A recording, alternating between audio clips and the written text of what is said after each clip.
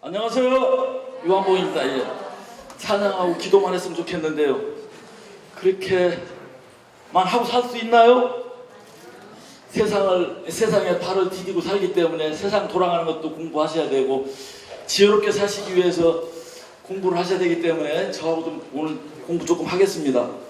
다 공부하신 분들도 많이 계시고 믿음 훌륭하신 분들 다 계신데 어쨌든 저한테 시간을 주셨으니까 시간을 하겠습니다.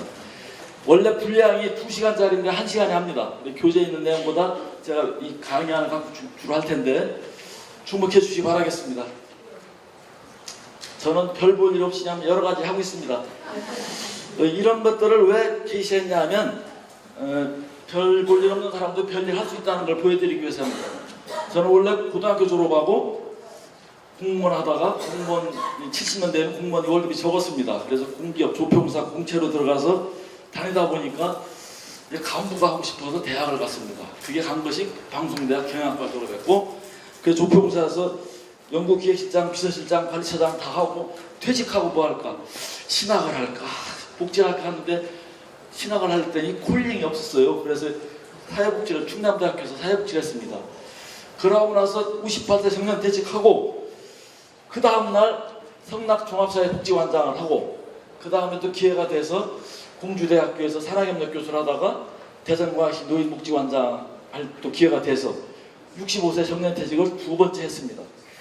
2번째 하고 났더니 하나님이 또 무슨 일을 열어주시냐면 국민연금관리공단에서 노후준비 강사 제도가 있습니다.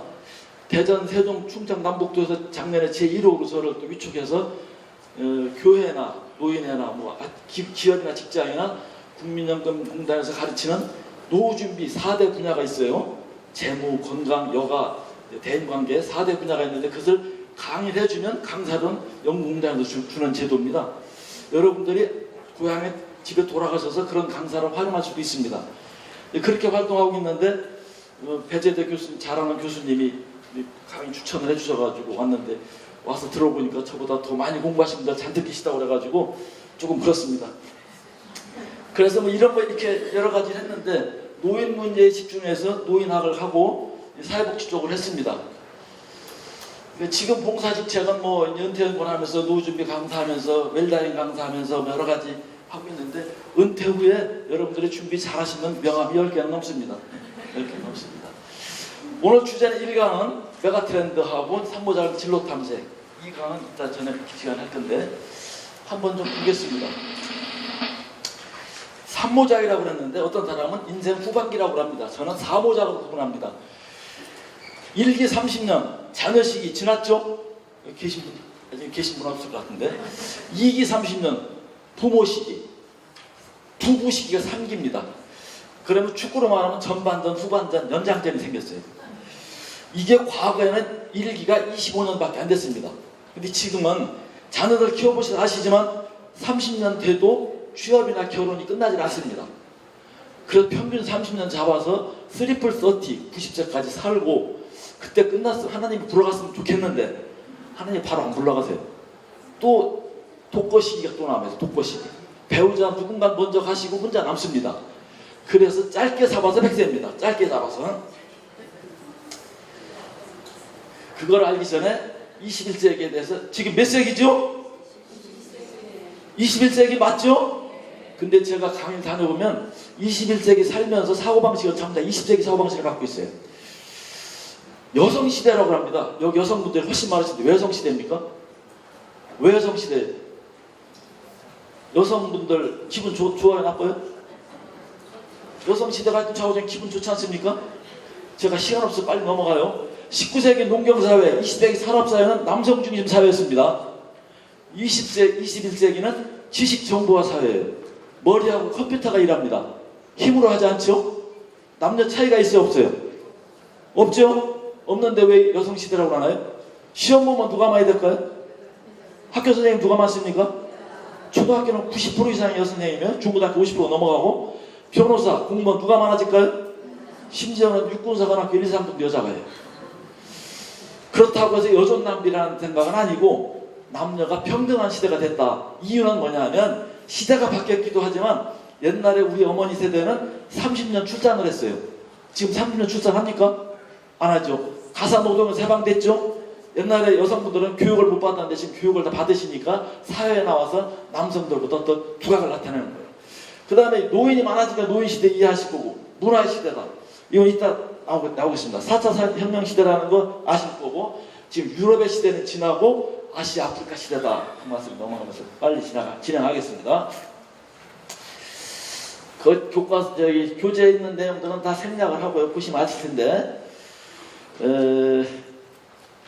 20세기 변화의 속도에서 한마디 한번 넘어가겠습니다. 한마디로 빛의 속도로 바뀌고 있다. 빛의 속도로 바뀌고 있다. 20세기 100년의 변화가 과거 2만 년 동안의 문화의 변화를 이상하게 변한다. 근데 우리 생각은 그렇게 생각 안 하고 있거든요. 그 문제에 대해서 미래는 준비하는 것이다.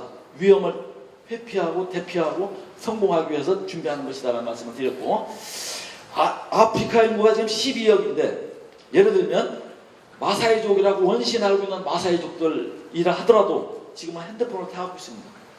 한 7, 80%가 핸드폰을 갖고 있는데 저 사람들이 손값을 물어보고 소를 물고 나가는 시대가 됐어요. 예를 들면 케냐라고 하는 나라는 폰페이로 70%, 80% 결제를 합니다. 현금 유통을 안 해요. 카드도 들어가지 않았습니다. 우리나라 같은 경우는 개발도상국 단계를 밟았기 때문에 컴퓨터로 말하면 286, 386, 486, 586 펜티엄 배웠죠? 근데 걔들은 바로 펜티엄 들어가 버린 거예요. 근데 기반 시설 인프라가 없다 보니까 그냥 인공위성 폰으로 들어와 버려요. 그냥. 그래서 현금 수요도 없고 카드 뭔지도 모르고 그냥 바로 폰으로 그냥 결제하는 것이 결제율이 7, 80% 된다. 그래 지금은 동반성장하는 시대다. 그렇게 보게 되겠습니다. 이게 2002년도 GDP 세계 지도였어요. 미국하고 유럽, 어제 트럼프 왔다 갔죠? 일본, 한국, 이제 중국 이렇게 됐었는데 2002년도입니다. 이게 돈자루 지도예요. 땅 넓이가 아니고 2015년 지도는 이렇게 됐습니다. 보세요. 이거는 지금 미국하고 유럽이 아시아보다 훨씬 크죠? 근데 2015년에는 이렇게 됐어요. 미국하고 유럽을 합쳐야 아시아 정도 됐어요. 그래서 21세기는 아시아 시대다. 그러면 여러분들이 자녀들을 유학 보낼 때 어디로 보내야 될까? 어디로 보내야 될까? 우리나라 지금 공주대학교 있어 보니까 공주대학교 제일 유명한 게 뭐냐면 사범대학이에요. 국립대학에 450명이 졸업하는데 550명이 졸업하는데 내년까지 발령 난 아이들이 150명도 안 납니다. 그럼 400명은 뭐 하나 봤더니 학습지 교사 아니면 아르바이트 선생이에요. 그러면 30살 됐을까요? 안 됐을까요? 됐을까요? 안 됐을까요? 결혼했을까요? 안 했을까요? 그게 건너방 연수요. 우리나라에 100만 명이 넘습니다. 지금. 그 대학 졸업장을 지금 뭐라고 하냐면 졸지의 실업자 증명서라고 그래요. 그러면 사범대학을 누가 가냐면 고등학교에서 2등급, 3등급 애들이 갑니다. 교육대학, 사범대학 가요. 그럼 그 다음에 나와서 교사 됩니까? 안 돼요. 그거 왜 갑니까? 누가 피해자입니까? 학생하고 학부모가 피해자예요. 그럼 그런 대학을 나와서 취업이 안 되니까 다시 또 옛날 말하는 기능대학, 폴리텍대학 같은 거 아니면 전문대학을 또 가요. 대학을 2개, 3개 졸업합니다. 지금 대학에서는 대학을 4년 만에 졸업을 안 해요. 5년, 6년 갑니다. 왜냐하면 졸업 예정자 이력서에 쓰기 위해서 졸업을 안 하고 한 과목씩 남겨놓고 있어요. 계속. 이런 걸 보셨죠? 2030년까지 세계 각국의 중산층 비율이 얼마나 늘어날 것인가 보면 아시아만 늘어납니다. 아시아는. 아까 여기서 보면 여기가 아프리카예요. 가운데 유럽 밑에가 아프리카입니다. 아프리카 빈죽정이죠. 남아시아, 남아메리카 이런데 2015년대도 아직 아프리카는 빈죽정이에요. 앞으로 21세기 후반부는 아프리카의 시대다. 그렇게 나오는 거예요. 중산층 비율이 많아질 곳, 아시아가 가장 팽창성이 커서 커진다. 한국 말고 중국이나 인도네시아, 인도 같은 걸 얘기하는 거예요. 이게 인구 지도인데 위에가 1960년대 인도, 중국, 일본 이렇게 해서 2050년 되면 인도, 중국, 인도가 더 커지죠. 중국보다 아프리카가 커집니다. 이 북쪽에 있는 중앙에 있는 유럽은 이렇게 쪼그라지가 되는 거예요. 쪼그라빠가져야 돼요. 그러면 이 유럽의 인구가 줄어들게 되면 노동력이 남을까요? 부족할까요? 부족하죠? 결국은 중동과 아프리카에서 유럽을 접수하는 시대가 옵니다. 유럽에서는 백인들을 낳지 않으니까 결국 인구 지도로 보면 아프리카의 팽창한 인구들이 어디로 가겠습니까? 전 세계로 퍼져나가는 거예요. 이 사람들이 나갈 때 몸만 가는 게 아니에요. 이슬람이라고 하는 종교를 끌고 가죠. 데리고 가져가죠. 그러니까 언젠가 21세기 후반부에 가면 유럽은 아프리카한테 점령당한다라고 보죠. 국가별 고령화 속도가 우리가 세계에서 제일 빠르다는 건 다 아실 것이고, 우리나라 인구 구조가 이렇게 이제 다 줄어든다는 것 아시죠? 올해가 이제 인구 구조의 이제 전환점인데, 이게 세계 인구 지도, 오른쪽에 우리나라 인구 지도 2050년 추정치입니다. 여기 여성분들이 많으신 여성분 요자에 가 계실 거예요. 요자에. 오른쪽에 여성들이 수명이 더 길기 때문에 숫자가 나이가 들수록 더 많아집니다.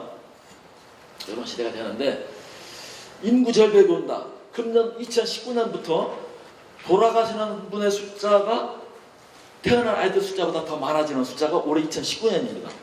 30만을 전후해서 바뀌는데, 총임금은 왜 안 주냐? 지금 외국인들이 들어와 있어요. 지금 노동자들하고 외국인들이 200에서 250만 정도 들어와 있는데, 전라북도 인구가 180만 뭐 이 정도밖에 안 됩니다. 우리나라에 기시 들어와 있는 외국인 노동자들이 농촌에서 도시에서 공단에서 철수를 하면 우리나라 경제는 마르르 무너집니다. 지금 현재 금년부터 우리나라 순수 인구는 줄어드는데 초인구는 왜 안 줄어드냐? 계속 외국인을 충원을 시키고 있기 때문에 그렇습니다.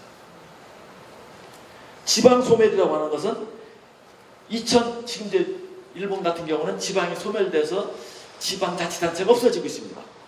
우리나라는 제가 사는 옥천 안남면하고 이제 안내면이 있는데, 인구가 줄으니까 단위 농협을 통합시켰어요. 연면하고 통합했더라고요. 농협 통합한 다음에 또 뭐 통합할까요? 면사무소 통합할 거예요. 면사무소 통합한 다음에 뭘 할까요? 제가 충북 옥천 보은 영동 3개군이 이제 지역구 국회의원 한 번 뽑았는데 인구가 줄으니까 괴산을 갖다 붙여놨어요. 앞으로 충청부터 통째로 다 묶을 겁니다. 이제 그런 시대가 올 거예요. 일본 같은 경우는 지방자치단체를 다 파산하면 공무원들 퇴직금도 못 주는 그런 시대가 있어요. 우리도 이런 시대가 올 것이다. 이 새카만 진한 색깔 있는 지방이 먼저 없어질 도시예요. 여기는 벌써 노인 비율이 30%가 다 넘습니다. 30%가 넘어서 초고령 사회를 넘어갔어요. 초초고령 사회가 됐습니다. 가족 구성은 뭐냐? 우리 아파트 기준은 맨날 4인 가족인데 우리 1인 가족이 대세입니다. 1인 가족이 대세 시대가 됐고, 혼자 삽니다. 학교 문제 얘기했는데 지금 2년제 4년제 대학 입학 정원이 56만 명, 55만 명 정도 되는데, 지금 올해 태어난 아이들이 30만도 안 태어납니다. 이 아이들이 대학 갈 때는 20만도 안 갈 겁니다. 그러면 앞으로 대학 교수들 어떻게 할까요? 벌써 해마다 대학 교수들 5개씩은 문 닫죠? 문 닫는 대학 교수들 중에는 퇴직금 못 받는 사람 많습니다. 그런데도 지금 사범대학을, 교육대학을 계속 하죠. 학생 수가 계속 줄어든다는 거 아실 거고, 또 하나 교육의 대변화는 뭐냐면, 무크라고 들어보셨나요? 무료 온라인 코스 대학인데 저기에 전 세계에서 학생들이 수천만 명이 다니고 있어요. 예를 들면 인도 학생들이 저기 학교를 다니는데 하버드 대학을 다닙니다. 하버드 대학 강의를 다 들어요. 들고 레포트를 내면 거기서 졸업장이 아니라 수료증을 줍니다. 수료증을 주면 수료증을 내고서 내가 기업에 가서 취업할 때 수료증 내고서 면접을 해요. 가서 미국 가서 유학을 갈 수 있습니까? 인도에서 가기가 쉽지 않죠. 가도 등록금 비싸죠. 그걸 무크라고 그러는데 그런 대학이 많이 생겼고, 우리나라는 K무크라고 생겼어요. K무크 인터넷 검색하면 다 나옵니다. 서울대, 고려대, 서강대 뭐 유명한 대학 다 들어가 있어요. 유명한 강좌가 다 들어가 있어요. 공부하려면 얼마든지 할 수 있는 시대입니다. 돈 안 들이고.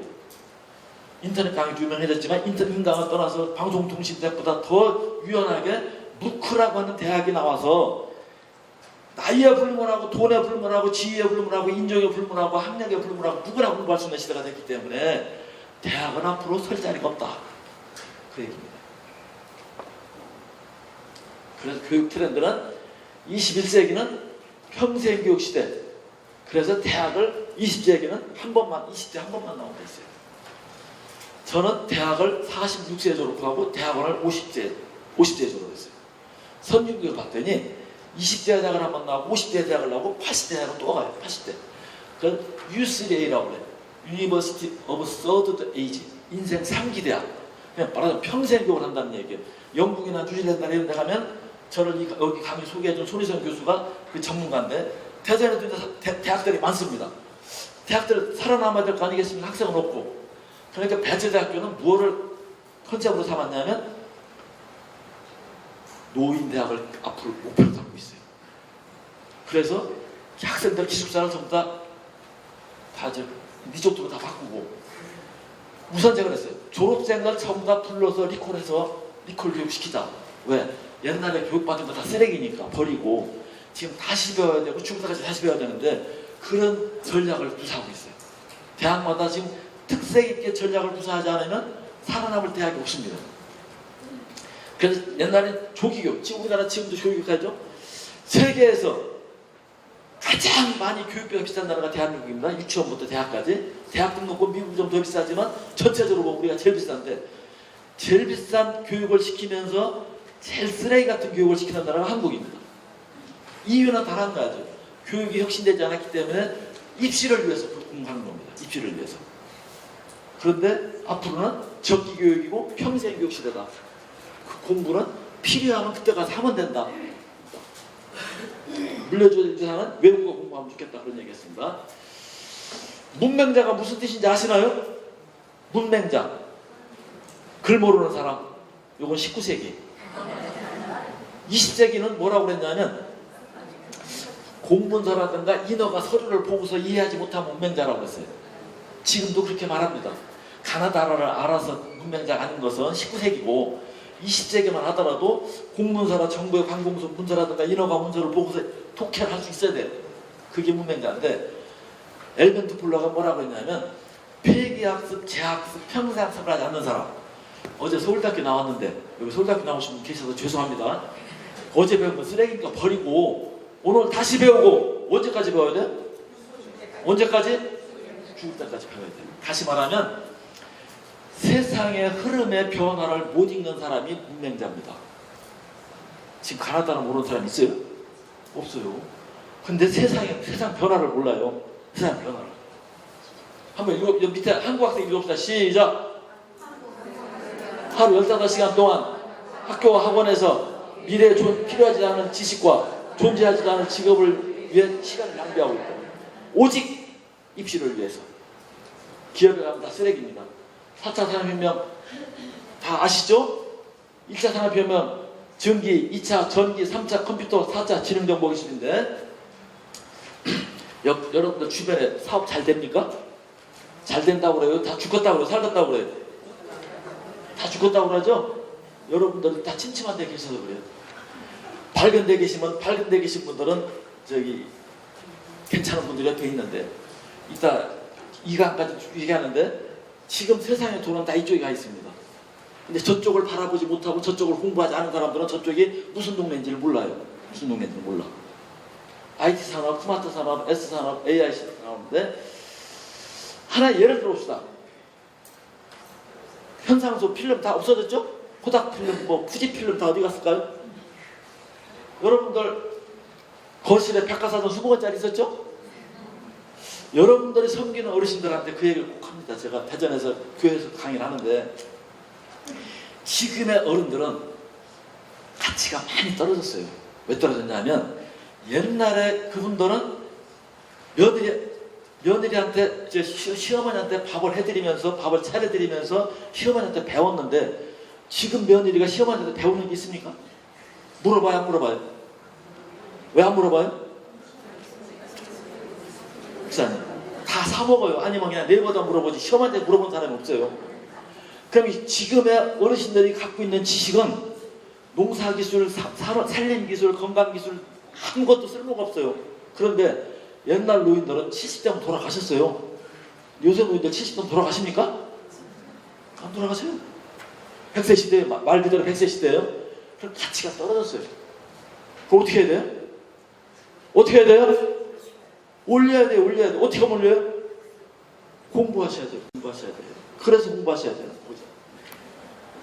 이런데 만약 여러분들의 자녀들이, 가족들이 저런 직장을 다녔다면 그만둬야 되는 거예요. 그래서 제가 공지대학교 있을 때 그런 얘기를, 학생들 진료자 그런 얘기 했어요. 지금 저희 세대들은 평생의 직업이나 직장을 5번 정도 바꾼대요. 직장이나 직장 옮긴 건 저기 선생님, 군인 빼고 공무원 빼고 5번 정도 옮기는데 지금 대학을 졸업한 아이들은 20번에서 40번을 바꿔야 된다. 왜냐하면 지금 들어가면 다 계약직이에요. 그렇죠? 계약직이고 또 하나는 걔들은 우리는 한 40년 정도 일하는데 우리 2세들은 앞으로 80년 일합니다. 수명이 길어서. 그러면 아들이 손자가 삼성전자 들어갔다. 그러면 뭐라고 칭찬하실게요, 목사님? 뭐라고 칭찬하시나요? 삼성전자 들어갔어요.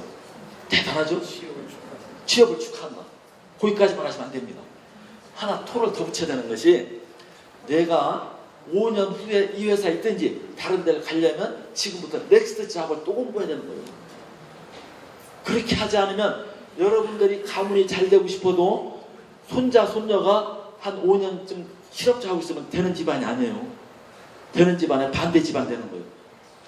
뭔 말인지 아시죠? 그렇게 미래를 준비하지 않으면 나도 망하고 가문도 망한다. 제가 은행 점포 계속 줄고 있죠? 왜? 폰 때문에 폰으로 전부 다 경조금도 다 보내요. ATM기가 은행 본점마다 쌓여있어요. ATM기도 반납이 들어오고. 제가 먼저 다니던 직장이 조평사 35년을 다녔는데 조평사가 사양사가 돼요. 왜 사양사입니까? 지금 동전을 쓰나요 안 쓰나요? 버스비도 안 쓰죠. 공중전화도 안 쓰죠. 한국은행 주화가 산댐처럼 쌓여있어요. 조평사 동전을 찍질 않아요 지금. 5만원짜리 나오고 나서부터 만원짜리를 찍질 않아요. 5만원짜리가 더 많이 유통돼요. 그러니까 사업량이 줄었죠. 5만원짜리 나오고 나서 10만원짜리 전액수표 옛날에 많이 썼죠. 10만원짜리 전액수표 지금 씁니까? 안 쓰죠. 그 사업량이 줄었어. 그래서 제가 처음에 다닐 때 70년대는 3,000명이 넘었는데 제가 지금 최근에 한 1,400명밖에 안 남았는데 앞으로 반 더 줄여야 돼요. 공장을 반도 돌릴 일이 없어요. 반도 안 돌려. 우표 없어졌죠. 다 없어진 거가 있어요. 또 하나 문화가 바뀌었어요. 사람이 바뀌면 트렌드가 바뀌는데 옛날에 여기 어르신들은 옛날에 뭐 연애하려면 다방에 역전 다방에서 커피 한 잔 시켜놓고 뭐 기다렸어요. 뭐 안동역까지 안 가도 어디역 가도 경주역 가도 기다렸을 거예요. 기다렸을 거예요. 지금 기다립니까 안 기다립니까? 안 기다려요 지금은. 기술이 트렌드가 문화도 바꾸는 거예요. 이게 절간 얘기를 하나 할게요. 절간에 뭐가 앉았습니까? 로봇이 앉았어요. 금년 4월 달에 일본에 실제 1억 800만 원짜리 AI 인공 로봇을 갖다 놨어요. 저기다 대고 절을 하고 앉았어요. 절이 저렇게 바뀌었는데 교회는 안 바뀔까요? 교회는 어떻게 바뀌어요? 앞으로 영성 없는 AI가 와서 교회 와서 설교할지도 몰라요. 왜냐하면 중국에서는 벌써 아나운서가 AI 로봇가 방송, 재난방송도 하고 일기예보 방송을 아나운서 로봇이 하고 있어요 지금. 설교도 할지도 모릅니다. 왜? AI 인공지능이 지금 투자도 하고 수술도 하고 법률 판단, 재판도 하고 지금 다 하고 있지 않습니까? 영국 같아서는 소액 재판은 다 인공지능이 합니다. 사람이 안 해요. 빨리. 이런 거 다 없어진 것들. 이런 게 다 백화점 같은 게 일본 같은 데는 350개가 290개로 줄었습니다. 우리나라도 대형 마트들이 지금 매출이 줄기 시작했어요. 왜? 온라인 때문에. 이런 게 다 바뀔 겁니다. 이런 건 남아요. 여기 종교 지도자 목사님들 남아있어요. 왜? 아까 21세기 내가 저기 키워드에 보면은 영성이라고 했어요. 영성. 영성이 없는 시대가 되기 때문에 영성이 중요한 시대가 된다. 그런 얘기예요. 이런 것들 라이프 디자이너, 제가 라이프 디자이너입니다. 이런 것들은 앞으로 유망할 것이다. 산업적 측면에서 10가지 테크놀로지가 있는데 이런 테크놀로지들이 중요하다. 그럼 여러분들 자녀들이, 손자들이 공부를 할 때 이런 미래학적 키워드와 관련된 분야에 가서 공부를 하지 않으면 미래가 없다. 그 얘기입니다. 또 사회적 측면에서 여러분들이 지금 인구감소 노인복지, 상당 노인복지에 지금 관계하고 계신 분들이니까 방향 설정을 일단 잘하신 거예요. 여기까지는 잘하신 거예요. 근데 돈이 별로 안 돼서 그렇죠. 이런 키워드들을 조사를 해보면은 이런 쪽에 관심을 가지고 공부를 하셔야 여러분들이 뭔가 문을 팔 수가 있다. 우리나라는 원천 기술 없이 이 비빔밥 문화로다가 이렇게 여러 가지 기술을 섞어서 융합 기술로 먹고 사는 나라다. 핸드폰이 대표적인 사례고, 어디서 왔냐면 비빔밥이라는 문화는 전 세계에서 우리나라밖에 없답니다. 이질적인 거 한 10가지를 섞으면 동질이 돼서 양제품이 나오면 되는 거예요. 그래서 비빔밥 문화가 비비고라고 시제해서 전 세계 지금 브랜드화해서 전 세계 식당으로, 전 세계 대도시에 비빔밥이 다 나가 있습니다, 지금. 인구학자 조영태 교수가 예측하는 미래표는 책에 있으니까 넘어가겠습니다. 오늘 1강의 본론인데 지금까지 서론한 겁니다. 여러분들 21세기에 대한 개념을 조금 정리 좀 시켜주려고 좀 빠르게 얘기했고요. 이건데 3모작을 위해서, 여기 또 2모작 하실 분도 있고 3모작도 하실 분도 있는데, 보면 새로운 전략이 필요하다. 인구 감소, 고령화 이런 거 다 지금 말씀하신 것처럼 하고, 이슬람 들어와 있고, 뭐 신천지 같은 신흥 종교들 발흥하고 있고, 선교 탄압 장벽 여러 가지 했는데 한번 보겠습니다. 최윤식 박사가 쓴 책을 몇 가지 보면, 아까 목사님들 여쭤봤더니 강의를 들어보셨다고 그러는데 여러분들 한번 보시기 바랍니다. 최윤식 박사가 쓴 책들이, 한국교회 위기라는 책들, 전망이라는 책들이 있습니다. 교회들이 굉장히 어렵습니다. 이런 내용들은 교재이기 때문에 한번 읽어보시는 걸로 하고, 연도별로 교회 경매 진행 횟수가 있는데, 교회가 경매가 되면 이 교회가 어디로 갈까요? 어디로 넘어갑니까? 유럽에서는 유흥업소로 주로 넘어가고, 한국에서는 이단이나 이종교, 타종교한테 넘어갑니다. 몇 년 전에 한 교회에서 500억짜리 교회가 경매가 넘어갔는데 절반값에 넘어갔어요. 이단한테 넘어갔습니다. 결과적으로 우리가 250억을 이단한테 기부한 거예요. 대전에서도 어떤 교회를 팔라고, 교회 건물을 팔라고 계약을 했는데 이단이야. 계약금을 8억을 줬어요. 8억 떼었습니다. 알고 보니까 이단, 신천지요. 그래서 계약을 파기했다고 했어요. 파기했다고 들었어요. 이게 어렵죠. 그래서 전도하기는 힘들고 여러 가지 이렇게 문제가 있는데 어떻게 할 건가?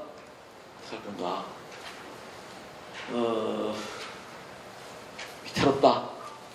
일자리 감소하고 여러 가지 있는데 이거 좀 넘어가겠습니다. 해법. 하나님의 전략. 보겠습니다.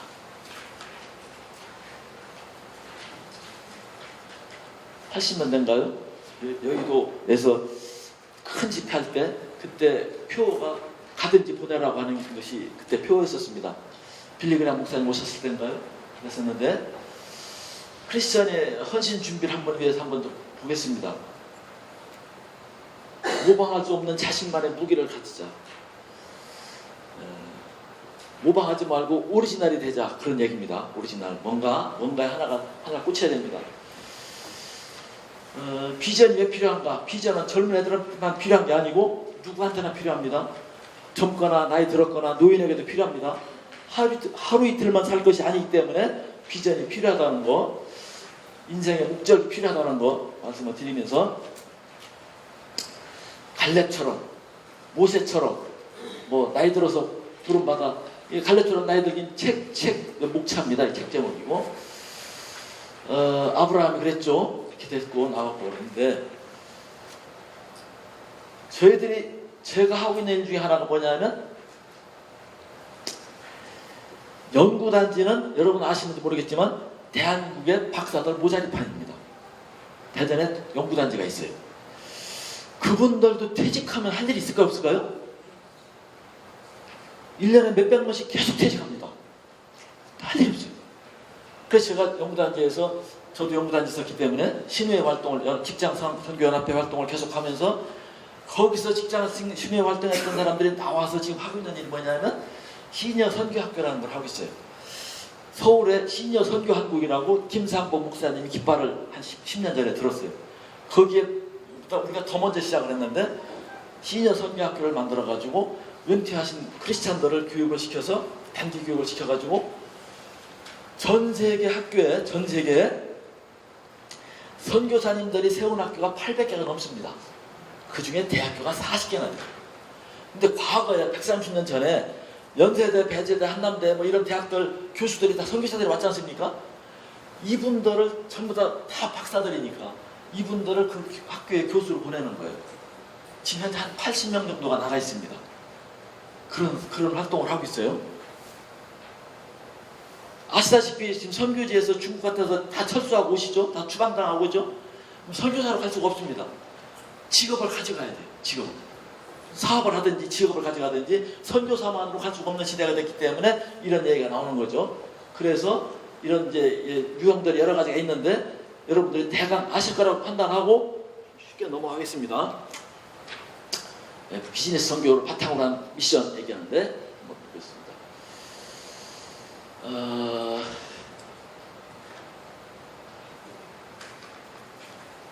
여러분들이 국내 분야에는 내가 갈 곳이 어딘가, 복지 분야에서, 특히 노인복지 분야에서 보면 사회복지시설, NGO, NPO, 대한교육기관, 사회사각지대, 인성교육비나 따뜻한 경제 이렇게 크게 나올 수 있는데 사회복지시설이 얼마나 많은지 아시나요? 지금은 복지시대입니다. 정부 16개 부처가 복지를 다 합니다. 보건복지는 무슨 복지하죠? 보건복지예요. 여성가족부는 여성가족복지. 다문화 여성복지 다 하죠. 또 국토부는 주거복지. 그렇죠? 교통부는 교통복지. 정부 부처가 130조, 140조 되는 복지 예산을 정부 부처가 다 쪼갰어요. 다시 말하면 여러분들이 법을 모르면 누구한테 가시죠? 변호사한테 가죠? 세무를 모르면 세무사한테 가죠? 복지를 모르면 누구한테 갑니까? 누구한테 갈까요? 동주민센터에 복지계가 있어요. 거기를 가면 우리 가족의 누군가 뭔가 해당되는 것이 다 있어요. 교육에서부터 주거에서부터 의료비에서부터 생계에서부터 내가 해당되는 게 있고 내 아이가 해당되는 게 있고 내가 케어하는 교인들이 해당되는 거 있어요. 그걸 잘 알아서 이 시대에 살면서 복지시대에 복지를 잘 활용하는 게 현명할까요? 그건 나 몰라. 제가 바보 노릇 한번 했어요. 서울에 저기 가서 강의 뭐 할 일 있어서 갔다 오다가 서울역에서 서울 가끔 가니까 지하철 타는 걸 잘 몰라가지고 누구한테 물어봤어요. 물어봤더니 어떤 분이 안내를 해줘요. 그 차표를 샀더니 자기 1,000원만 달래요. 저 안내해주고 1,000원 달래요. 그래서 노인이길래 그냥 1,000원을 줬어요. 그러고 기차 타고 대전을 왔어요. 대전역에 가서 내려와서 지하철 타려고 하니까 나는 공짜래요. 공짜인데 서울서 2,000원, 2배 주고 탄 거예요. 그런 것들이 투지기수로 많습니다. 종류로 말하면 1,000가지가 넘습니다. 중앙정부 사는 복지제도가 있고 지방정부 사는 복지제도가 있어요. 그런 것들을 잘 찾으세요. 그럼 NGO NPO인데 뒤에 설명하겠습니다. 교회 공교회적 역할의 중요성이 크다. 대형교회가 할 일이 뭐냐, 사회와의 발전을 위해서 활동을 해달라, 양극화해서 도와달라, 뭐 이런 게 있고 교회 공적 역할을 해달라고 그랬는데 한번 보겠습니다. 미국에서는 말이에요. 미국에서도 이런 자기 비판들이 있습니다. 미국이 현재 세계에 선교사를 제일 많이 보내고 있는데 미국 내부에서 미국에 거지가 없냐, 못 사는 사람이 없냐, 미국 왜 나가지고 딴 데 가서 하냐, 그런 주장들이 많이 나오고 있다고 해요. 미국에도. 근데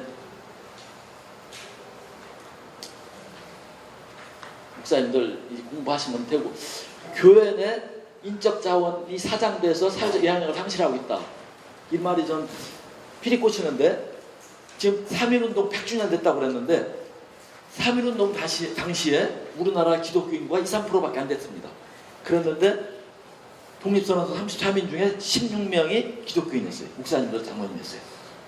지금은 그보다 기독교 인구 비율이 훨씬 높아졌는데 사회적 영향력은 그때보다 훨씬 떨어졌습니다. 다시 말하면 교회 내에 평신도들 중에 유능한 사람들이 많이 있습니다.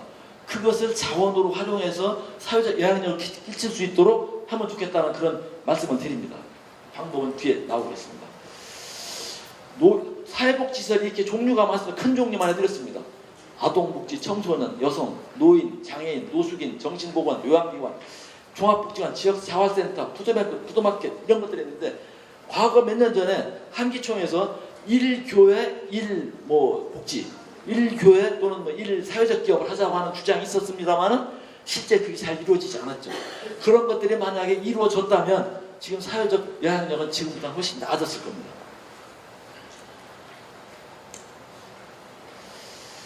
기독교 NGO 단체, NPO 단체가 많이 있는데 혹시 여러분들이 우리나라에 NGO 단체가 한 5천 개, 지금 4, 5천 개 정도 추정을 해요.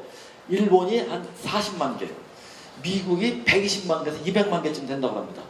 선진국으로 될수록 NGO, 시민단체라든가 비영리기구가 많아지는데 여러분들이 진로 탐색을 할 때 NGO나 NPO 단체 중에서 내가 관심 있는 분야를 들어가는 것도 일이고 또는 새로 만드는 것도 일입니다. 교회가 만들어요. 예를 들면 개인은 힘이 없지만 단체는 힘이 있습니다. 요새 언론 플레이하는 거 보면 다 아시죠? 지금 예를 들어서 지금 현 정치와 교회와의 문제 중에서 한 가지를 저희들이 여러분들한테 원인 하나 집어드린다면 현 정부하고 교회가 왜 갈등을 일으킬까? 물론 교회 성경에 대한 해석의 차이도 있고 논리 뭐 진보냐 보수냐 하는 차이도 있겠지만 근본적으로 여러분 이걸 하셔야 됩니다. 공산주의는 민족주의를 근거로 하고 있습니다. 근데 기독교는 세계주의입니다. 기독교가 민족주의였다면 기독교는 유대교에서 머물렀어야 됩니다. 기독교는 세계주의였어요. 세계주의가 기성세대화 되다 보니까 공산주의는 혁명을 위해서 민족주의라고 하는 걸 제시했어요. 민족주의를 가지고 민족이 우선이기 때문에 이념을 몰아내고 말하자면 혁명할 명분을 찾는 거예요. 우리 기독교인들이 바라봐야 될 사회주의 가치는 뭐냐면 독일이나 북부라파 같은 나라들의 기독교 사회주의, 기독교 민주당, 기독교 사회당이 집권을 하고서 기독교 사회주의를 하고 있지 않습니까? 그거를 바라봐야 되는데 소비에트나 중국이나 북한이 했던 공산주의는 그거하고 전혀 다른 얘기입니다. 근데 사회에서 논의될 때는 그게 혼동이 되고 우리 교회 교인들이 구별을 잘 못해요. 이 말이 그 말 같고 그 말이 그 말 같아. 뭔 말인지 아시죠? 이해하시죠? 그래서 그 민족주의를 개걸하고 주장하는 사람들 뿌리 속에는 공산주의 사상이 있다는 걸 이해하셔야 됩니다. 왜냐하면 공산주의 사상을 가진 사람들이 민족주의를 주장하면서 그분들이 세상을 뒤엎을 때 논리와 방법이 똑같습니다. 여러분들 나중에 공산주의 이론에 대해서 또는 민노총 같은 데 그 혁명 이론이라든가 교육을 받아보신 분이 이해할 거예요. 그 내용이 이쪽에 와서 다른 데 와서 다른 책을 보면 이게 공산주의 이론하고 얼마나 유사한가 알 수 있습니다. 사회 정의를 위한 운동, 외국인 근로자를 위한 국제 구호개발, 교육, 아동, 장애우, 보건, 주거 환경, 교정, 교도소 문제 이런 단체들이 지금 우리나라에도 많이 있어요. 이런 단체들 중에서 여러분들이 저기 가서 내가 헌신하면 좋겠다. 저걸 좀 같이 가서 힘을 보탰으면 좋겠다면 하면 됩니다. 또는 저런 것이 아직 못하고 있는 부분이 있다. 그럼 새로 만들면 됩니다. 지금 말대로 국내 NPO는 급성장세에 있기 때문에 있습니다. 여러분들이 이걸 또 하나 아셔야 될 게 정치인들이 왜 예를 들면 문제는 민노총을 좋고 나쁜 떠나서 노동자 이야기만 듣는가?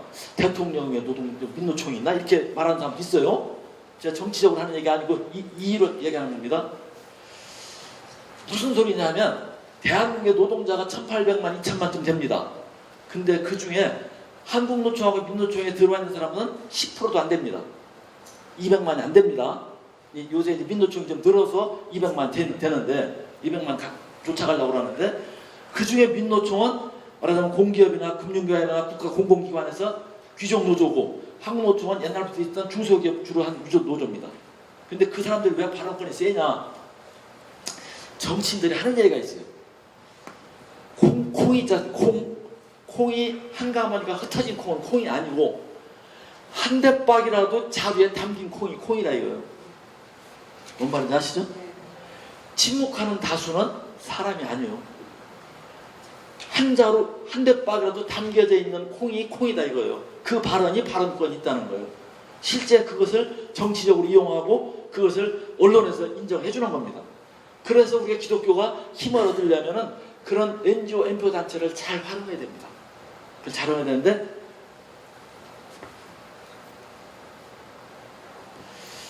정부에서 사회적 경제를 강조를 합니다. 이거 우리나라뿐이 아니라 전 세계적 현상이에요. 왜 그러냐면 1980년대, 90년대 영국에서 시작된 신자유주의, 자본주의가 해보니까 양극화를 너무 심하게 하는 거예요. 양극화가 심해져서 전 세계적으로 저거를 피하기 위해서, 양극화를 해소하기 위해서 만든 제도가 사회적 경제, 사회적 기업, 마을 기업, 협동조합, 전 세계가 하는 겁니다. 이것이 기독교 정신하고 부합되는 부분이 있습니다. 초대교회 공생의 생태계, 메마른 사회 생명을 살리는 것이고, 이게 공복자본주의, 이것이 말하자면 기독교가 지향이 될 부분하고 상당히 유사한 부분이 있습니다.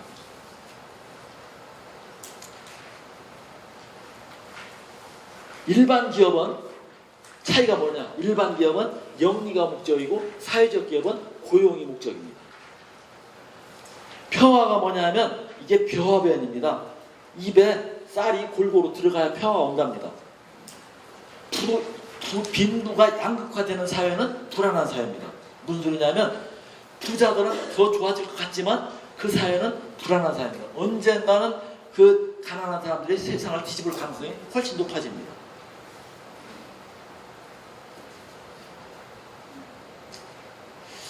기독교 사회적 기업이 많이 있습니다. 예를 들면 이런 기업들이 있습니다. 열매나눔재단, 희망공자, 이게 저녁에 김동호 목사님이 하시는 거고, 탈북자들 대상으로 해가지고 기아대처 행복나눔, 사랑의 줄잇기, 아름다운 가게, 이런 기업들이 많이 있는데, 조금 중형 이상 교회들이 저런 걸 하면서 크리스찬들이 저기 가서 봉사를 하면은 사회적 영향력 또는 기업도 일자리도 만들고 교회 청년들 일자리도 만드는 기여는 효과가 있을 수 있습니다. 해외 분야는 여러 가지가 있는데, 이 파우아가 아까 말한 그 해외 대학입니다. 선교 대학 한 40개쯤 되고 국제기구에 취업하는 방법이 있는데 여러 가지가 있습니다. 선교사의 종류가 여러 종류가 있죠. 보통 1타입 선교사, 2타입, 3타입, 4타입, 5타입인데 국내에 있는 직업인도 선교사가 될 수 있습니다. 국내에서도. 왜냐하면 외국인들이 많이 들어와 있기 때문에 그 사람들 대상으로 선교사. 여러 가지 종류가 있어요. 제가 교재에 실었기 때문에 넘어갑니다. 또 어떤 분들은 은퇴 후에 해외 한번 살아보고 싶다. 실제 은퇴 이민을 가시는 분들도 있고 한데, 여러분들이 21세기는 글로벌 시대이기 때문에 여러분들 또는 여러분들의 자녀들이 해외에 나가는 것을 적극 권장해 주시기 바랍니다. 왜냐하면 한국에서는 지금 취업이 안 돼서 지금 난리인데, 해외에 가서 3년만 고생을 하면 문화와 언어가 터득이 되고 거기서 길이 열린다. 이게 한류 성숙 지도입니다. 새카만 데가 이제 한류가 많이 퍼진 나라인데, 예를 들면 이란 같은 나라, 이슬람권입니다. 거기서 대장 금영화를 한 5번쯤 봤답니다. 근데 처음에 볼 때 시청률이 85%. 우리나라 역사에 이래로 한 50% 넘는 게 한 3편 정도 된다는데, 80% 이상의 영화를 봤으면 어떻게 될까요? 스리랑카 같은 나라에서도 대장금을 보고 나서부터 뭐라고 했냐면 30년 외교 실적보다 더 크다. 전 세계가 한류 열풍 때문에 말하자면 한국 문화를 다 좋아합니다. 한국어 배우고. 여러분들 내가 지금 뭐하러 갈까? 한국어. 제가 한국 강사 자격을 땄거든요. 한국 교사 자격을 따면 더 좋습니다. 사이버대학 가면 교사 자격 다 딸 수 있습니다. 제가 저기 선교사님들한테 강의를 했는데 어떤 분들한테 얘기했더니 여자분이 난 아무것도 배운 게 없다는 거예요. 여자분들이 배운 거 없는데 우리나라 여자분들은 김치 담잖아요. 김치가 한 5가지, 10가지 내죠? 근데 일본 여자들한테 전도하는데 그게 최고라네요. 한국 김치 요리한다고 강서 보라 하니까 다 혼내는 거예요. 그 사람들 전도하기 힘든데. 한국 요리만 가지고 가도, 그러니까 한국 요리사 자격증을 갖다 붙여놓으면 지금 우리나라의 프랑스 셰프 자격증과 똑같습니다. 우리나라 메뉴가 다 먹힙니다. 요즘 텔레비에 나오죠? 그 우리나라 셰프들이 미국이나 유럽에 가서 우리나라 뭐 짜장면 무슨 매운 별거 다 갖다 팔죠? 잘 팔려요? 잘 안 팔려요? 잘 팔려요. 우리나라 브랜드가 뷰티서부터 먹는 거, 푸드서부터 커피서부터 한국에서는 지금 포화 상태로 안 되는데, 심지어 문방구서부터 뭐든지 액세서리까지 모든 것이 베트남이나 동남아시아 가서 다 되는 거예요. BTS 얘들 몸값이 얼마인지 아시죠? 요번에 유럽 갔다 와서 일본 갔다 오는데 입장료 수입이 1,000억 원이 넘었어요. 얘들 몸값이 조단위라는데, 조단위. 평창 동계올림픽 하고 나서 경제 효과보다 이 BTS가 훨씬 크답니다. 그러면 평창에 그 돈 수조 원 들여서 여러 가지 건물 전환하는데 지금 뭐 하고 있어요? 그냥 놀고 있어요?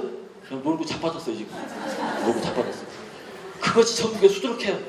뭐 공항도 있고 뭐 엉뚱한 짓들 해가지고 이렇게 있는데 아까 21세기 문화 키워드 중에 문화라는 게 있었잖아요. 저기 있어요. 저 사람만 그럴까요? 손흥민, 유현진이, 추신수 뭐 무지하게 많죠? 인도네시아 제가 또 8월달에 또 가는데 인도네시아 가면 누가 최고 대우를 받냐면 이루라고 목사님 아세요? 이루가 누군지 아세요? 잘 모르실 거예요. 목사님 모르실 거예요. 여기 분들은 아실 거예요. 아세요? 이루가 인도네시아는 국빈 대우를 받아. 국빈 대우. 그래서 저 아버지까지 떴잖아요. 같이. 저 아버지가 태진아예요. 이루가 가면 저렇게 모여요. 저렇게 모여요. 그래서 인도네시아 진출한 회사들은 이루나 태진아를 모델로 쓰는 거예요. 나라마다 좋아하는 가수나 좋아하는 탤런트나 좋아하는 배우가 다 달라요. 달라. 한식, 코리안 푸드가 족보가 없었어요. 없었는데 중국에서는 1번, 미국에서도 7위 올라갔고 일본 3위, 베트남가 2위. 옛날 뭐 프랑스 요리, 이태리 요리, 뭐 태국 요리, 뭐 일본 요리 했잖아요. 지금은 한국 요리가 뜬다. 떠서 무엇이든지 가도 된다. 삼겹살은 전 세계에서 우리나라만 먹었어요. 딴 나라는 참 그렇게 좋아하지 않았거든요. 근데 지금 아시아 가면 삼겹살집이 많이 생기고 있어요. 한국 노동자들이 가서 삼겹살 차리는 거예요. 여러분 삼겹살 많이 드시면 지방을 너무 많이 드시기 때문에 건강에 안 좋습니다. 더 나쁜 게 뭐냐면 곱창을 드시는 나라가 한국밖에 없어요. 선진국에서 곱창은 다 쓰레기로 버립니다. 폐기물이에요. 그걸 수입해다가 한국에서 구워 먹고 삶아 먹어. 그걸 또 먹어. 90%가 지방이에요. 제발 건강하시려면 곱창 같은 거 드시지 말고 삼겹살 드시지 마세요. 근데 외국에서 저렇게 먹는다 얘기해요. 동남아의 기업들 진출을 수천 수만 개가 나가 있죠 지금. 중국 갔다 베트남 갔다 인도네시아 인도 지금 한 2만 개 이상 나가 있을 거예요 전 세계에. 한국에 일자리가 왜 없어졌습니까? 인건비 비싸지고 노동조합하고 갈등 때문에 다 나가서 저기 다 나가 해외 나가 있는 거예요 지금. 해외 다 나가 있어. 새마을운동 배워간 나라가 143개국에서 5만 6천 명의 배원, 한 6만 명 이상의 배워 나갔어요. 지금 수십 개국에서 지금 새마을 사업을 하고 있습니다. 새마을 사업을 하고 있어요. 또 세종학당 한 200개까지 늘려간다고 그러는데 선교사님들이 형편이 되면 그 나라에 있는 대학이라든가 이런 데하고 MOU 같은 걸 해서 거기다가 세종학당을 세워주면 정부에서 세종학당 운영비를 지원합니다. 지원해줘요. 1년에 한 5천만 원 정도 지원합니다. 지원하면 교사를 2명 쓰게 돼 있어요. 절반을 2,500만 원을 교사 월급으로 주게 돼 있어요. 2,500만 원은 다른 용도로 쓰고. 그러면 그렇게 해서 선교사를 지원할 수 있는 방법도 있어요. 그러니까 여러분들도 가서 취업도 할 수 있고. 여러분들이 해외 가서 취업하는 게 쉽지 않은데 방법이 있어요. 기독교인들은 특혜가 있습니다. 뭐냐면 선교사님들 다 아시잖아요. 선교사님 있는 데 가서 선교사님 도와주러 가서 1년만 있으면 문화와 언어를 배웁니다. 그럼 선교사님하고 시장조사 다 해서 여기서 무슨 사업을 하면 됩니다. 그럼 거기서 사업도 하고 선교사님 도울 수 있어요. 전 세계 한글 학교가 한 2,000개 정도 되는데 한글 학교 그런 데 지원도 할 수 있고 미션 학교가 아직 810개가 있다고 나와 있는데 그중에 대학이 한 40개 정도 돼 있다는 거. 대학만 필요한 게 중고등학교. 심지어는 중국이나 캄보디아나 인도네시아는 제2외국어로 한국어 과정이 있어요. 교사가 많을까요? 적을까요? 적어요. 왜 적으냐면 우리나라에 배제대 같은데 한국어 교사 과정이 있긴 있는데 애들이 졸업하고서 몽골 같은데 학교 교사로 가요. 월급을 많이 줍니까? 적게 줍니까? 적게 주니까 안 가는 거예요. 재미가 없어요. 그럼 누구한테 맞는 직종이냐면 시니어한테 맞는 직종이에요. 시니어들은 뭐 먹고 사는 거 걱정 안 하고 하든지 안 하든지 거기 가서 현지 생활만 되면 되니까 현지 생활을 하면서 한국어 교사를 하면서 부교선양도 하고 선교사님 돕고 보험도 할 수 있다. 말하자면 교사를 채용할 수 있는 길이 교사가 되는 길입니다. 우리나라에서 사이버 교육 1년 내지 2년을 교육 받으면 교사 자격을 취득할 수 있습니다. 그러면은 정식으로 프랑스나 전 세계에 지금 제2외국어로 한국어를 쓰는 나라가 많은데 교사가 부족합니다. 그 교사 지원해서 가는 것도 하나의 방법이다. 이쁘죠? 네. 인도네시아, 뭐 동남아 이런 데. 선교 제가 몇 시까지 하면 되죠? 야, 이제 27분 남았네요. 선교무들의 세운 제안인데 다문화 복지 자원봉사자를 교회에서 많이 양성해줬으면 좋겠다. 그 말씀을 드립니다. 영향력을 위해서. 지금 NGO가 우리나라는 많지 않다고 그랬는데 NGO가 앞으로 이제 5천 개가 10,000개 되고 20,000개 되고 몇만 개 된다면 그 지도자가 교인들이 맡았으면 좋겠어요. 타교인이 맡았으면 좋겠어요. 교인들이 맡아야 될 거 아닙니까? 그러려면 사회봉사자 교육을 전문적으로 해서 그런 걸 자꾸 양성을 해내야 되거든요.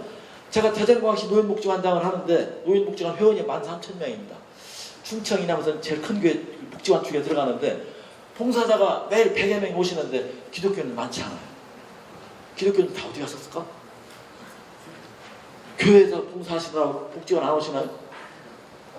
복지관에 기독교인이 별로 없어요. 이래서 사회적 영향력을 뚫어주는 겁니다. 봉사자로 오시면 거기서 관계전도가 일어나서 관계를 맺을 수가 있고 전도 대상자가 생기고 하는데 복지관은 노인복지관은 다 불교신자입니다. 거의 회원들이 다 저기 황금 들판에 황금 들판. 봉사로 와서 발 마사지하고 뭐 노래 지도하고 뭐 여러 가지 프로그램이 수십 가지 되는데 봉사하다 보면은 친해지게 되고 독거노인들도 많고 하니까 도와주고 하다 보면 또 노인 일자리라는 게 있어가지고 30만 원에서 100만 원까지 돈 받는 직업이 많습니다. 생활관리사라고 혹시 들어보셨나요? 생활관리사, 독거노인들 돌보는 직업입니다. 한 달에 100만 원쯤 세요. 일주일에 자기가 편리한 시간 하루 몇다섯 시간씩만 봉사하면 돼. 편리한 시간 잘 살림하면서 투잡으로 할 수 있어요. 넘어가서 뒤에서 얘기합시다. 요거 얘기했고 넘어가고 자비랑 선교, 실버 선교가 20세기 선교의 당면한 이슈다. 전 분야에서 실버들은 말하자면 저 교육이라든가 과학이라든가 직업 전문가들이기 때문에 가서 할 일이 많습니다. 도와줄 일이 많습니다. 또 자비랑도 되고 이제 먹고 살 문제를 해결했기 때문에 팀 사역에 대해서 이제 그렇고 목사님들이 계시니까 넘어갑니다. 다문화 사역에 대해서 여러분들 많이 들었을 거예요. 가서 뭐 하나 대답하는 이런 거예요. 상담, 노동상담, 법률상담, 행정, 교육 후원, 교육하고 무료 진료, 다문화 가정사역, 이주 여성들 이렇게 여러 가지 상담해주고 여러 가지 또 이렇게 지도해주고 여러 가지 합니다. 가서 아이들이 학습을 못 따라가니까 학습 지도도 해주고 그런 거 하는 거예요. 나라들.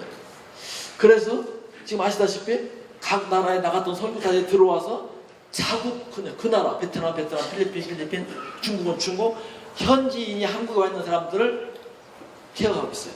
대전은 그렇게 하고 있어요. 다른 데도 아마 그렇게 할 거예요. 그러니까 그분은 한국에 있지만 중국 사람만 중국어로 예배를 드려요. 베트남, 필리핀 나라별로 이렇게 있습니다. 선교사입니다. 선교사의 개념이 바뀌었습니다.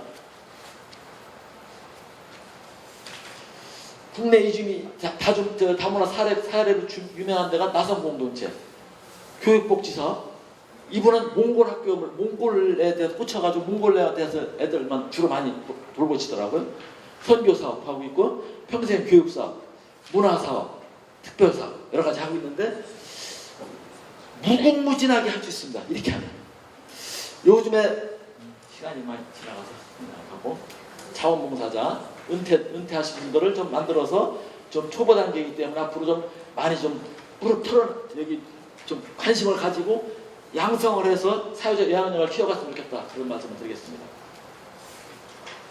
방법은 교회에 그냥 노인대학 말고 노인대학은 그냥 어르신들 사랑방이고 시니어 교양대학, 시니어 아카데미, NGO 아카데미 같이 조금 전문성 있는 학교를 개설해서 또는 학교가 교회에서 혼자 하기 힘들면 연합해서 교회가 연합해서 이런 단체를 만들어가지고 그런 지도자들을 양성해주면 좋겠다. 그런 말씀을 드립니다.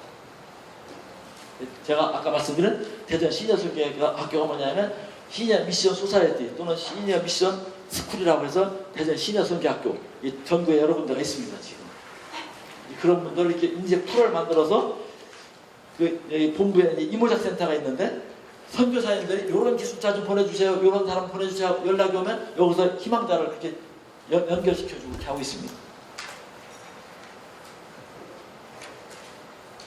전문인 중심 선교, 교육 선교, 의료 선교, 사업 선교 이렇게 한다는 거 알고 있고, 연합단체들 참 여러 가지 문제 많죠. 이런 거 많이 있다는 거 신문에서 많이 보셨을 겁니다. 종교별로 예산이 너무 편중되어 있습니다. 이런 거에 대해서도 기독교가 체계적으로 반론하고 문제 제기를 해야 되는데 굉장히 미약합니다. 예를 들면 원불교 같은 데 이렇게 뭐 이런 거 지원해 주는 거 있고 여러 가지. 제가 지금 아는 분 한 분이 어떤 분이 한국 기독교 유적, 기독교 선교 유적 연구회라는 걸 만든 서만철 총장이라고 홍주자 총장 하셨던 분이, 불교 유산, 문화 유산은 유네스코 문화 유산에 다 등재가 됐습니다. 근데 한국 기독교 문화는 등재된 게 하나도 없어요. 뭐 지리산 15번 빨리 철거해라, 막 불교에서 철거하라고 하죠. 그래서 기독교 문화 유산도 세계 유네스코 문화 유산 등재하겠다고 해서 단체를 하나 만들어가지고 지금 활동을 시작했어요. 예를 들면 이런 것들이 불공평하다고 우리가 불평을 하는데 가만히 침묵하면 흩어진 공짜로밖에 안 됩니다. 예산 지원 비율을 보면 불교 쪽 예산 거반 지원이 제일 많이 되고 있습니다. 기독교는 예산이 없습니다. 예산. 인구는 많은데. 마지막으로 하나 더 하겠습니다. 기독교가 사회적 영향력을 위해서 우리가 소득의 11조만 하는데, 목사님 소득만 11조 하라고 그랬나요? 모든 것에 11조를 하라고 됐거든요. 성경에는 모든 것에 11조를 하라고 했는데 부동산 소득에 11조를 안 하시는 것 같아요. 교회에서. 합니까? 집 팔아서 1억 남았어. 11조 하십니까? 그러니까 부동산 소득도 11조를 해야 되고, 더 나아가서 유산도 11조를 해야 됩니다. 유산 받았는데 11조 안 해. 그럼 유산 줄 거 있어도 11조 안 해. 줄 거 있으면 띄고 줘. 띄고. 하나님 몫으로 띄고 줘요. 그런 것들을 우리 교회가 좀 해봤으면 어떨까. 그러면 교회가 지금 사회적 영향력 문제에서 돈 문제 때문에 지금 선교사들 문제, 교회 부채 문제 등등 이런 것들을 다 해결할 수 있는 방법이 될 것 같은데, 그런 것들에 대해서 어떨까. 그래서 기독교는 재정만은 거룩한 부자가 되고 거룩한 성직자가 되는데, 깨끗한 부자, 깨끗한, 가난하게 깨끗한 것은 선진 시민이면 다 해야 될 일이에요. 우리 기독교인들은 더 한 발 나가서 거룩하게 해야 된다. 밑에 건 이제 성경적인 얘기인데 시간 없어서 넘어가겠습니다. 유산 남기지 않기 운동하는 분들이 있어요. 손보호 교수 같은 분들이 이런 거 하시더라고요. 이런 거 하시고 있는 분들이. 유산, 일반인들한테 물어봤더니 유산을 기부할 의사가 있다 라는 사람들이 상당수 많이 있어요. 그래서 그런 캐치프레이즈만 제대로 브랜드화 시켜서 운동을 하면 유산을 기부받아서 말하자면 사회적으로 유용한 일을 할 수가 있다. 그래서 뭐 이렇게 뭐 김동훈 목사님은 네 등분 하자는 분들 계시는데, 우리들이 너무 짜죠. 너무 짜서 안 내놓고 있습니다. 영향력은 결국은 희생에 비례합니다. 우리 기독교인들이 사회에 희생이 적다는 뜻도 됩니다. 그래서 이런 부분에 대해서도 한번 고민을 해보고 생각해 보셨으면 좋겠다. 기부하는 사회에 대해서. 영국의 텐텐텐 무브먼트라고 있는데, 이게 뭐 하는 데냐면 상위 10%가 10%의 재산을 하위 10%에 쓰겠다. 영국의 시민단체 이름입니다. 텐텐텐 무브먼트. 이런 운동을 한국에서 해도 되지 않을까? 한국 부자들은 기부 안 하잖아요.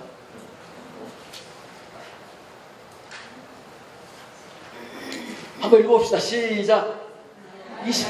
제가 할 것인가? 21세기 메가트렌드, 중국 아시아 시대, 인구 감소, 고령화, 세계화, 양과 파동 속에 백세장수 시대를 글로벌 통찰력으로 꿈과 소진을 개성있게 공부해서 준비해가지고 아시아를 통찰하는 글로벌 인재의 비전으로 행복한 기독인 사명을 탈자, 그 얘기입니다. 생존에 필요한 것들 최윤식 박사가 이렇게 5가지 제시하고 있는데, 교재에 있는 걸 보고 나머지 얘기는 이따 뒷시간에 좀 얘기하는 걸로 하겠습니다. 참고로 여러분들이 미래에 내가 무엇을 할까 정보를 얻으려면 이 워크넷이라고 하는 데 들어가서 하지, 자기 적성검사라든가 유망 직업이라든가 이런 걸 볼 수가 있어요.